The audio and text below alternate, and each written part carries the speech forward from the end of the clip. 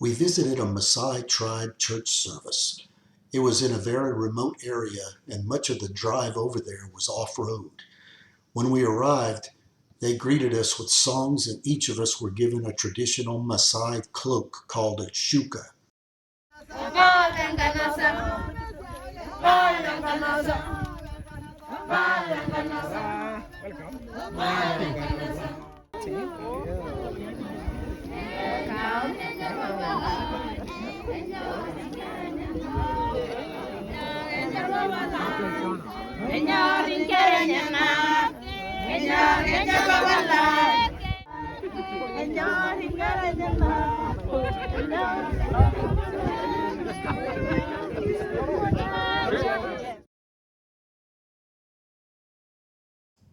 When Maranatha first visited this community, they worshiped under a tree.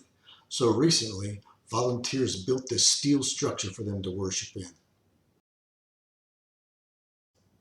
There was a lot of singing during the church service.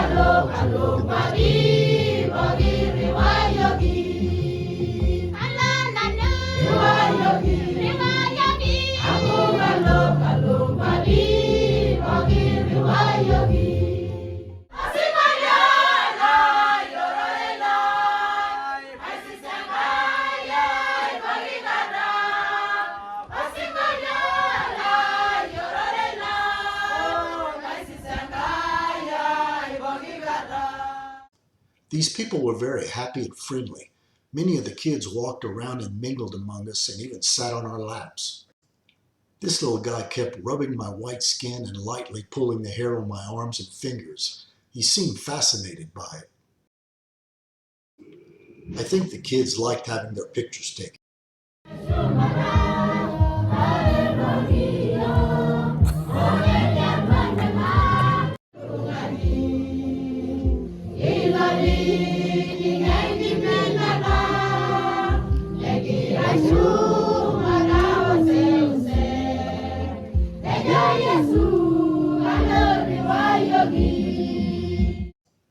Fiona became friends with the whole family of the kids that sat with her during the service. The mother gave her one of the necklaces she was wearing. She couldn't speak English, so she had her daughter do the honor. In addition to the church Maranatha built for this community, they also drilled a water well for them. Listen to Peter Thomas, our neighbor and a member of Maranatha, talk about what it means to these people to get a water well. You know, that to see those people's reaction to that water coming out of the ground, when I think their annual rainfall up there is 4 to 5 inches a year, and they usually get it at one time, so it all runs away and it's gone, right? So the rest of the year they have to see them react to that water coming out of the ground. They were speechless. I mean, they just and the way it changes the lives of the women. You can't imagine. I mean, John explained it about the woman's daily chore is to go and get water if they can find it, crawl in these holes. And all of a sudden it's there. That's the most dramatic thing I think I've ever seen in my life, is where those people now know the changes there. Because the last time we were there when we were drilling, they hadn't had rain in a long time. The animals literally were dying, just laying out in the field because they had no water. And in that culture, that's what they eat.